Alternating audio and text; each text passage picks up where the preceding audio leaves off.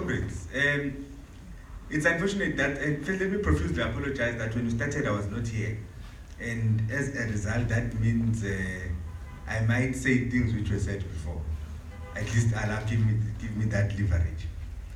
I thank the NUM of Elijah Baraya for inviting us here to come and exchange ideas on this issue of expropriation of land without compensation, which is cardinal pillar number 1 of the 7 cardinal pillars of economic freedom of the ANC Youth League as adopted in the 24th National Conference.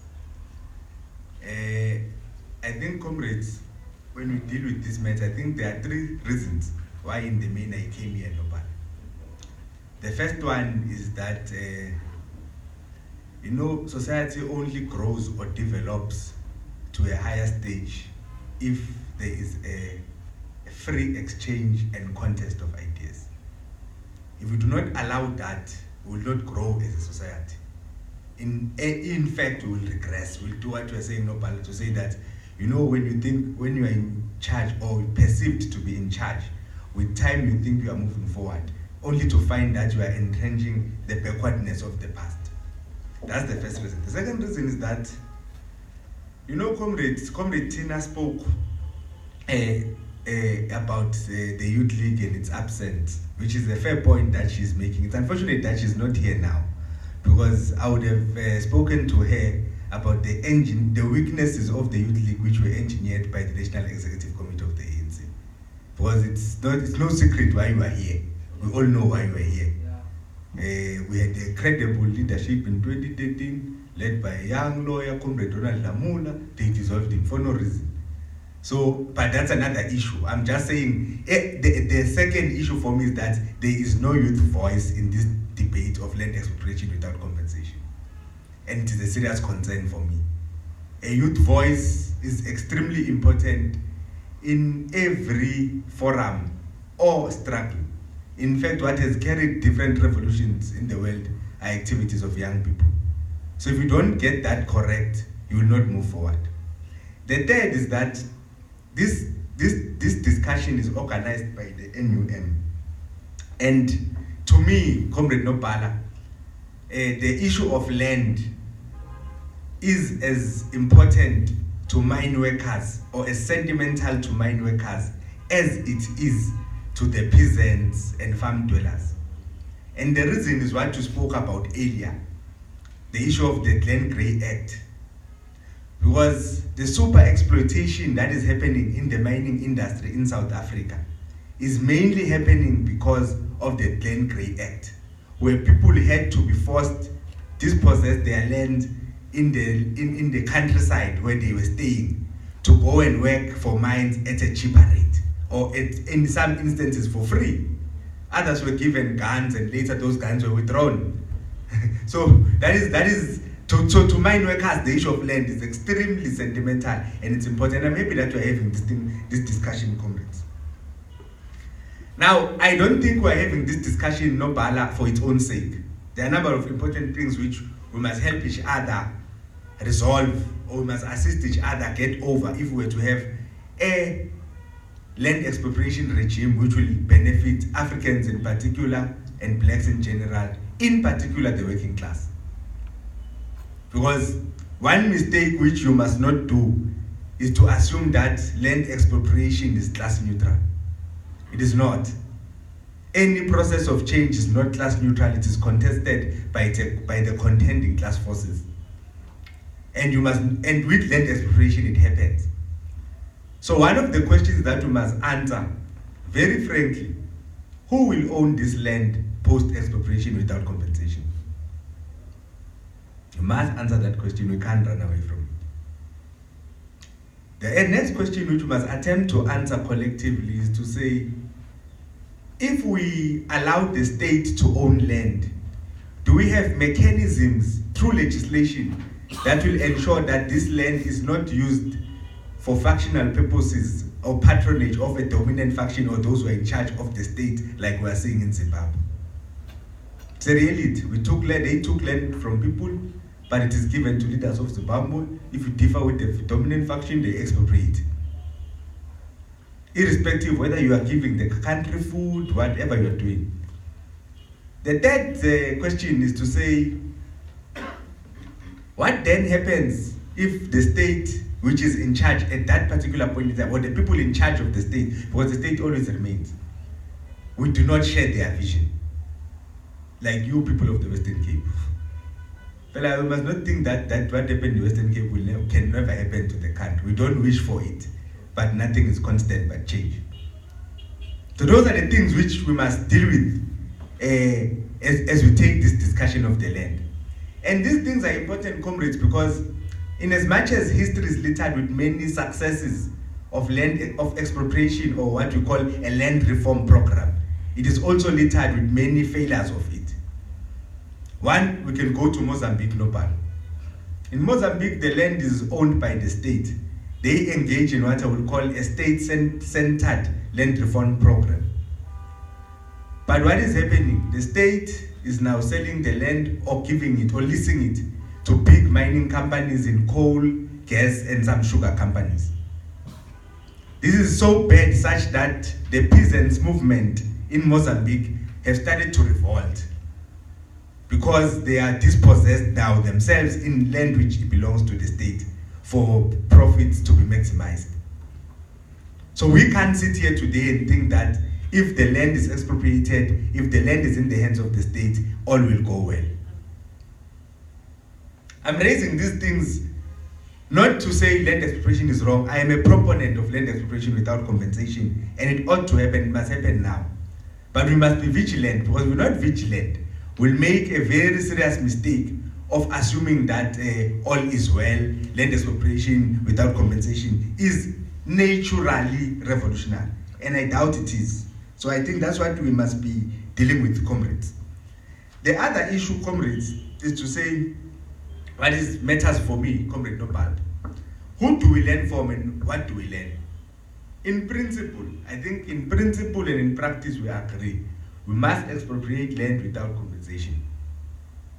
And Comrade Tina was clear, and I agree with her and those who say that in the NEC of the ANC, because the other problems are some members of the NEC of the ANC, mainly because they are landowners themselves. Nopala said they sit in boards of multinationals which control land, which are in property development. They are a serious problem. That is why there's a strong voice which says don't touch the constitution. And then others say, no, let's change it. So I'm saying, comrades, we must change the constitution, because if you don't change the constitution and say that it allows for expropriation for developmental purposes, you run a risk of spending almost 3 to 5 years in court, in the constitutional court, trying to resolve what is fair and justifiable compensation. And those who read literature on this thing of land claim, who've been following it closely, will understand that the land claims that have not been resolved by when was the last 2014, the 31 December 2014, experts say that those land claims can take between 3 or 4 generations to settle. So if you are going to go to court, it means there's 3 or 4 generations of Africans that you are going to subject to being landless. Because we must also be clear, this thing of landlessness mainly affects Africans and African working class. You know, this white working class, even if they do not have the means of protection or they are not that rich, they do have piece of land. It's very amazing how it happened. How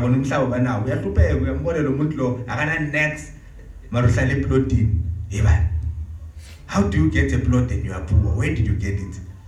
So those are some of the things that we are facing. So I'm saying, comrades, on the issue of Section 25, as the ANC, we've been clear from 2011.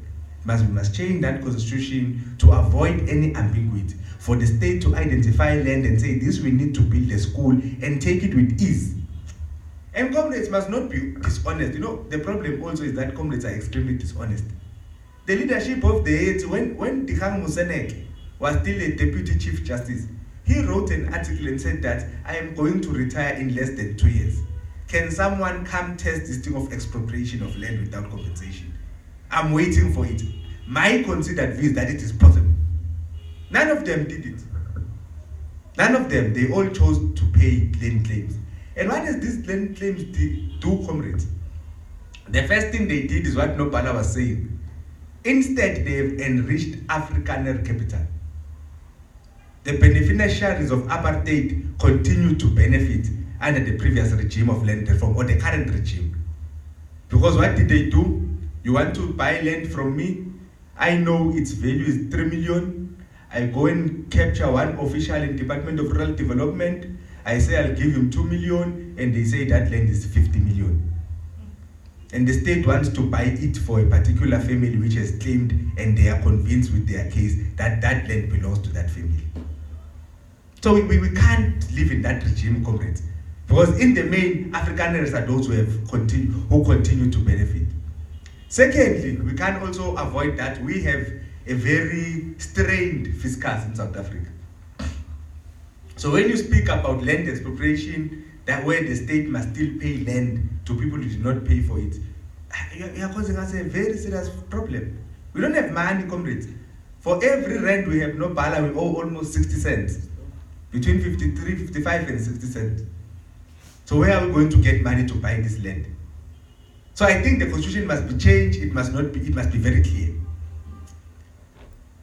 We have countries we can learn from where this thing happened successfully. South Korea, it happened very well.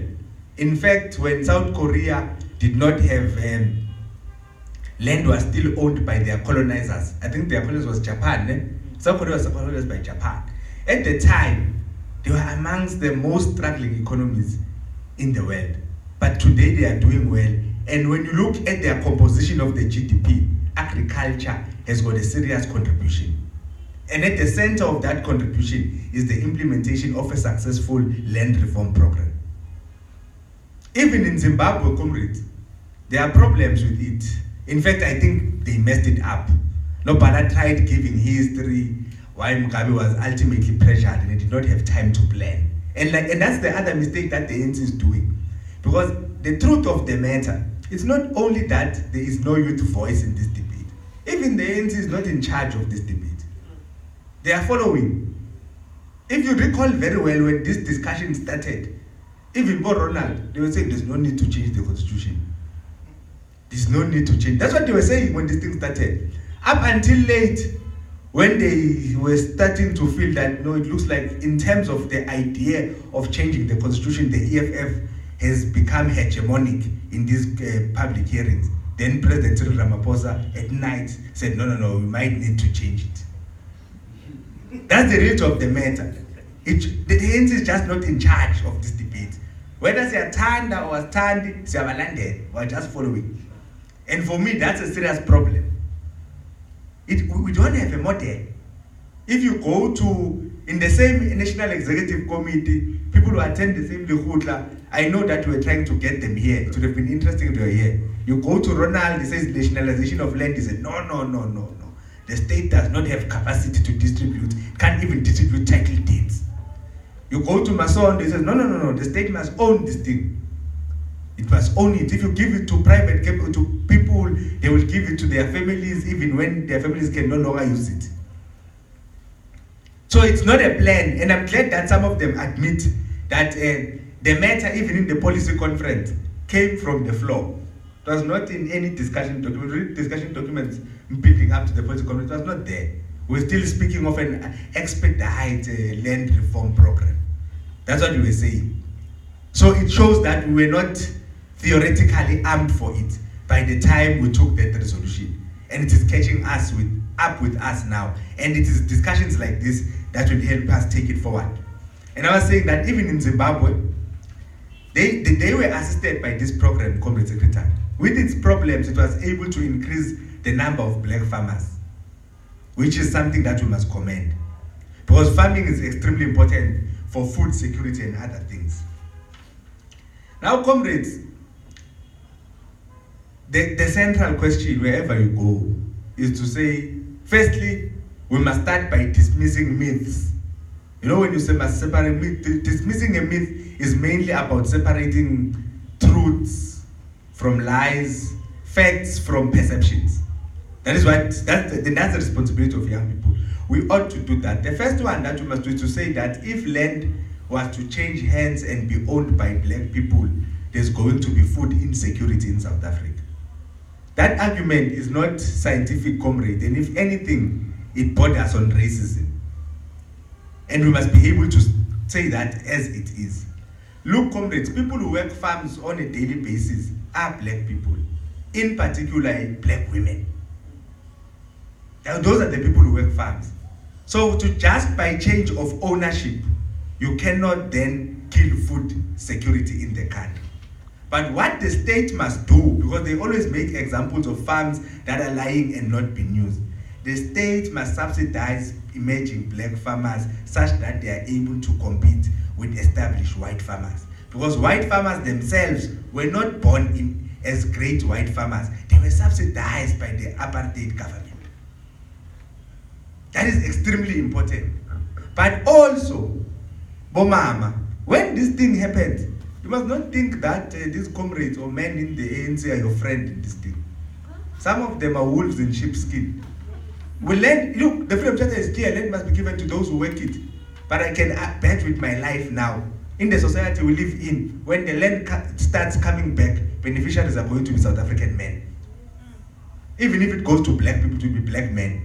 Yet now when they are working the land, they are not there. So there's that gender dimension that is missing in the debate. And no one will fight for you but yourselves.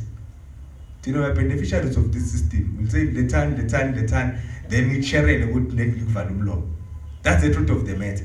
So when this thing happened, must be able to say, look, comrades, there's also a gender dynamic to this thing. It is not only men who work the land. In fact, in majority, those who work in farms are women. That's what the Department of Labor tells us. So we must look at that, comrades.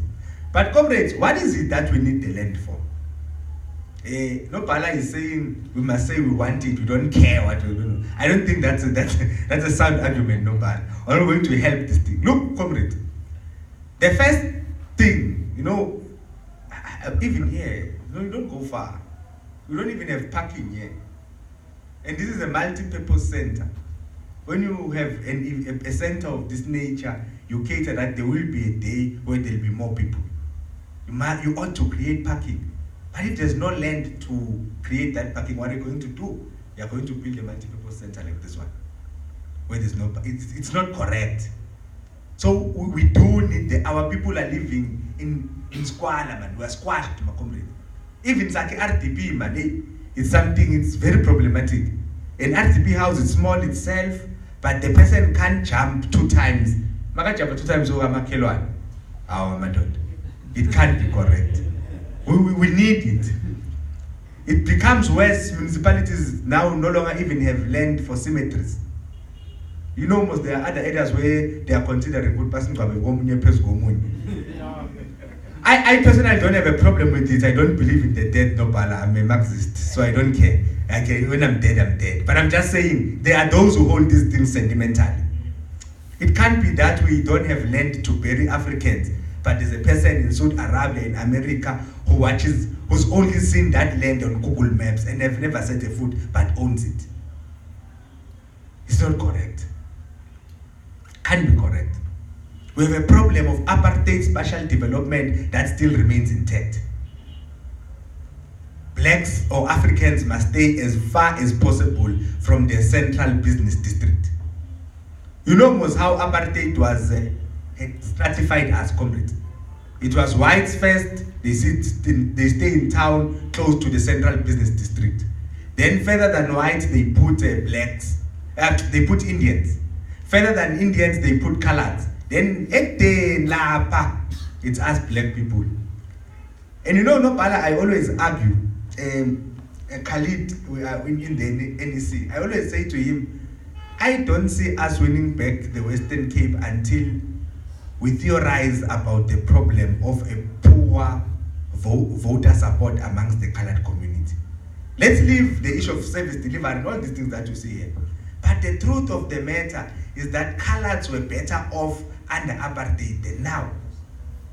And they were better than us. And they are still struggling in their soul and in their mind to accept that reality that it is time that we become equal. So in their eyes, they see their lives regressing. And they will not vote for a government that is making them worse off. Because most this thing of progress is comparison, no bad. So maungi compare nami ngithi hayi makusenifike lapha ngidlula bani. Manje when they see their lives becoming worse off, even if they are not becoming worse off conceptually or in truth or in fact, but the fact that there's a number of black people that are rising and passing them, to them suggests that their lives are becoming worse off. And that is one issue which comrades of the Western Cape must really, in fact, it was not only happening here. I know Makura also spoke about it when he was elected. Even in Gauteng, they have that problem. The colored community is angry.